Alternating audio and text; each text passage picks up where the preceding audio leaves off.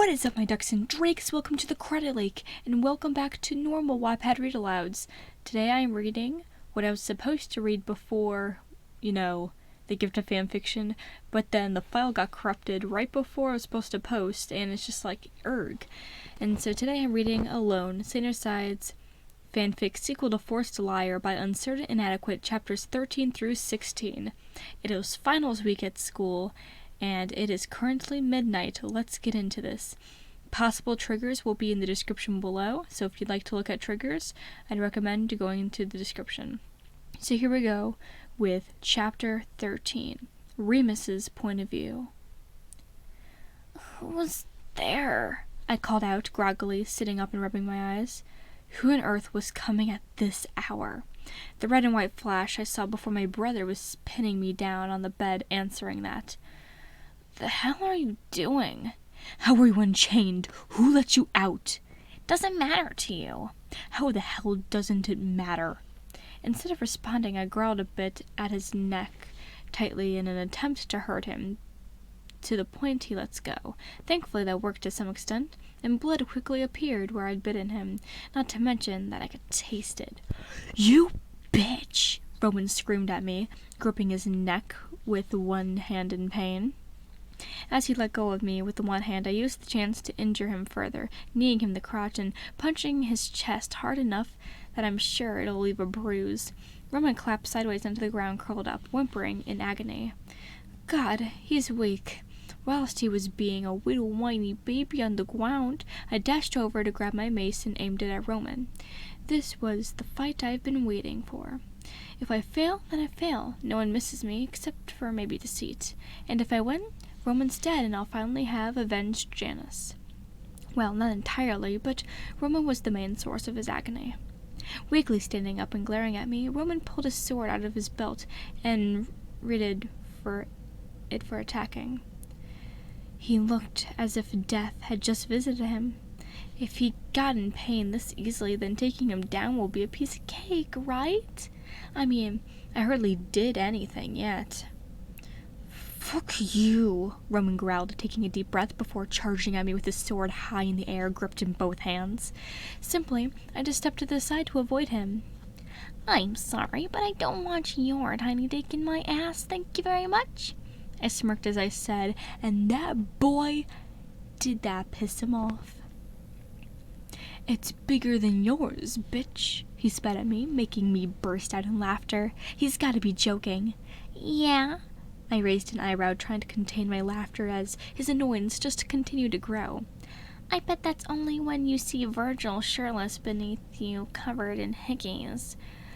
"Shut the fuck up," Roman growled, gripping his sword tighter and biting his lip nervously with no emotion in his eyes. Did I say something to piss him off that badly? Wait, did they break up? "Oh, I get it. The emo broke up with you, didn't he? Guess your dick's gonna remain forever My vision turned red, and suddenly my back hit something. "The hell?" Roman's dark chuckle right above me, and the rushing pain in my back and head, a wet liquid dropping down onto my face. Someone explained what had happened. I tried moving my hands to wipe my eyes, but I couldn't, resorting to blinking slowly to hopefully get rid of whatever this... Wait, is that blood? Jesus, the spikes on your mace hurt more when not on the top of the fucking head. He laughed, leaning me to assume that he was bleeding directly above my face. "Good," I growled, smirking as I registered. He had pinned me down with his sword right beside my head. "This position's kinky. I bet you want to see Virgil beneath you instead, though, right?" I discovered a weak spot. Now to abuse it. "Shut it before I slice your entire throat apart," Roman growled, and I just laughed. "Come on, then. No one's stopping you. Do it right here, right now. What's the difference it's gonna make, except I'm a corpse anyways?" I laughed, awaiting deception. "It never came?" Roman didn't respond for a moment before moving off me Quickly using this opportunity to clear my stinging vision, I eventually saw Roman's sword aimed at me. Where's the fun in that when we could have a fight where you used to lose anyways? He seemed as if he was hiding something, but probably just the fear of knowing he'll lose to me. Now, get the fuck up. I pushed myself up as my vision almost completely cleared of blood, laughing with a little tight grasp in my mace. Come at me, brother. Within an instant, Roman rushed towards me and had me pinned up against the wall. I just laughed and kneed him in the crotch again. He stumbled backwards and I used the chance to pin him down. I laughed once more, staying on him and aiming my mace to smash his face. It should easily kill him. If he wasn't in pain, Roman probably would be able to easily move off of him. What are you gonna do? Kill me? You need me to survive here. We're two halves of a whole after all. Roman smirked. And he's right. But if you're going down and I have to go down with you, then so be it. I screamed, bringing the mace down towards his face. Before it could hit him, however, it collided with Roman's sword, creating a loud clanking sound. You ain't killing me that easily, Roman smirked before harshly shoving me off of him onto the ground, causing me to yelp as he pinned me down. He was still whimpering, clearly in pain. I raised an eyebrow up at him, smirking. Oh yeah? Well, I got you pretty hurt on multiple occasions already. What if I just... Chapter 14. You did what, Remus? He was hardly even putting up a fight. He should have expected that he'd lose. Roman, he's your brother! Meh, you used the wrong tense there, nerd. No, I didn't. He's dead, Logic. Falsehood. Just accept that he is. I'll have you know that he's alive and entirely stable physically in the other room. I guess I'll have to go finish the job. No! Logic, you're no fun. What happened? Oh, chill out, Demo. No! Have you seen the giant gash on your torso? Meh. Remus, I swear to fucking God. What? If anything, I'm disappointed. I was really fucking looking forward to tearing him apart limb by limb, popping blood vessel by blood vessel. Ever since I read... never mind. And then he just gives me a fight that's like we're very violently, dominantly playing. Fucking boring. Remus. What? I hate you. No, you don't. Shut it. Yes, I do. You love me. Remus, shut the fuck up and rest already. Okay, little Virgie. Stop. You and I both know you're not interested in me. Chapter 15. Virgil's POV. Can I do stuff now? Remus groaned at me, folding his arms and huffing. A small wince escaped him, but at least he wasn't yelping or acting as if the pain wasn't a sexually pleasing thing anymore. No, I responded blankly for the God knows what time at this point. Looking around the room, he'd been resting in his room with his legs chained to his bed, so he couldn't move unless I let him. And I'd been forced to look after him this whole time. Hopefully this would be over soon. I didn't need my eyes trailing back to the words, "You're alone," engraved into his walls once more. There were worse ones there, but that's the one I kept particularly looking at. You killed him. You're better off dead now. Kill him. They won't miss him/you. Just give in to the chaos already. You're already an abomination. It's your fault. That's only a handle of what there was. But, Emo, it's been forever. I've been cooped up in here for... Wait, how long have I been in here for? He started off whining before quickly growing confused and abruptly stopping. 2 weeks, I sighed, folding my arms. 2 weeks? Come on, Emo. You gotta let me go kill a Roman now. I need to finish him off. he'd probably be okay to move by now, but we still didn't need Thomas acting like himself again for a while. It was already bad enough when Janet was dead and the other Deceit wasn't here. I eventually said no, which caused him to look at me again. Roman's point of view. Can I go now? No. No. No. Logic, let me go. No.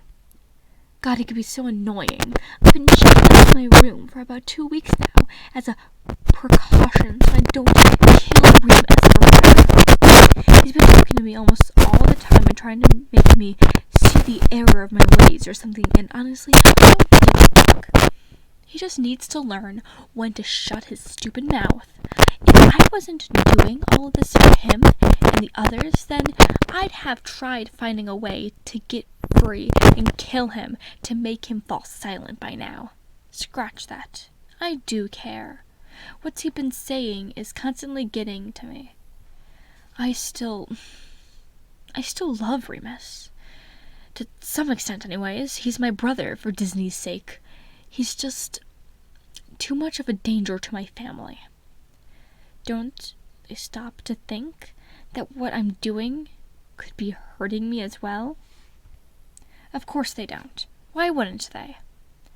I'm the bad guy here. I don't feel empathy for my victims. That's how it is. I don't care about Remus. Exactly, that's right. I don't. Loki Bear? Patton's voice snapped me out of my thoughts, and I looked over to see him skipping in. The two of us locked eyes, and we momentarily exchanged smirks that Logan never caught on to. Greetings, Patton, as Logan stuttered whilst a blush came onto his face. I couldn't help but chuckle. So much for lacking emotions. Logan glared at me before he continued. Is it your turn to supervise Roman? Patton nodded and skipped over to us, sitting himself down and hugging Logan for a moment. When he pulled away, Logan made his way towards the exit of the room and left. I swear I heard a few error noises coming from him. Once Patton had checked that Logan was gone, he turned to me with the key in hand.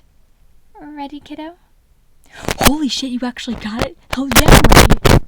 Language! Patton glared as he reached up to the chains at my wrist, holding my arms up. Placing the key each of the lock one at a time, he carefully turned it. Before I knew it, I could move my arms again. My arms feel dead. I chuckled awkwardly, smiling guiltily as I freed up my legs. I stretched my arms out, wobbling them. They felt pretty numb. Holding a hand out to me, Patton giggled. Well, that's no good, kiddo. He pulled me up while surprising strength and held me in his arms as I struggled to regain my balance. Tell me about it. So, why did you want to free me again? Did you forget, kiddo? He softly laughed, helping me to exit of my room. Because there is nothing wrong with what you were doing. Well, at least not entirely. Remus has gone insane. He's a danger to us. Setting a smile his way, I couldn't help but embrace being outside of my room. I'm glad at least someone understands. I'll help the others understand too, if you like, kiddo. Thanks, Padre. I'd like that. Chapter 16. Virgil's point of view. So, what appears to be the issue, Patton? Logan asked from beside me, adjusting his glasses. Patton had asked both of us to wait in the living room for him. Something about there being an issue that he had to be addressed. I don't actually know. Apparently Remus has to be here as well, so he currently sat beside me, our wrists connected to each other with a chain so he doesn't run off. Although he probably could run off and pull me with him with ease. He hasn't tried that so far, though.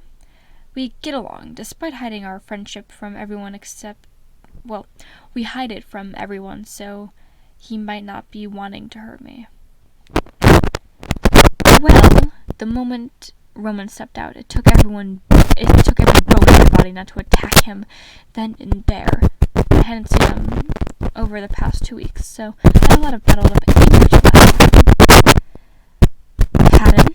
Logan stood up, hands clenched into fists. Boy, was he unhappy about this just to like me. I saw Remus flinch beside me upon seeing Roman out of the corner in my eye, I sighed sympathetically, placing a comforting hand on his shoulder. Yeah, Loki?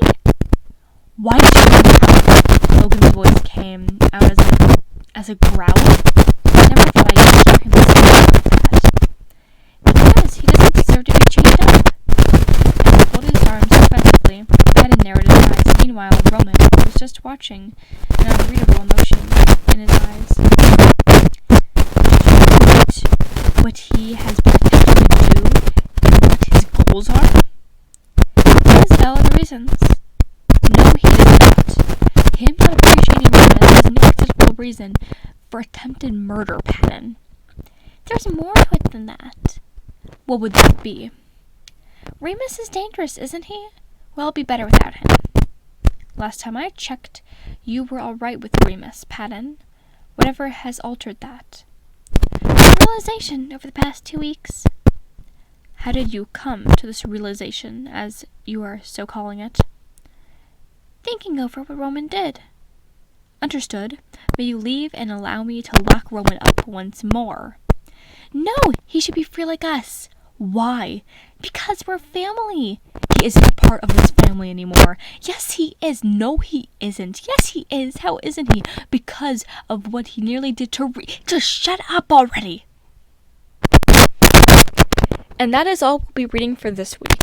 I hope you enjoyed and stay tuned for next week. About the epic conclusion to this gnarly fan fiction. I don't know what to do. Just God, finals week, man. If you enjoyed what you listened to, in the description below there is a link to my social medias and my Etsy shop where I make beaded things, and the Discord where I talk to other ducks on breaks. Please subscribe. I'm almost at 1K. Please, here on top. Thanks. Thank you for listening, and much like Remus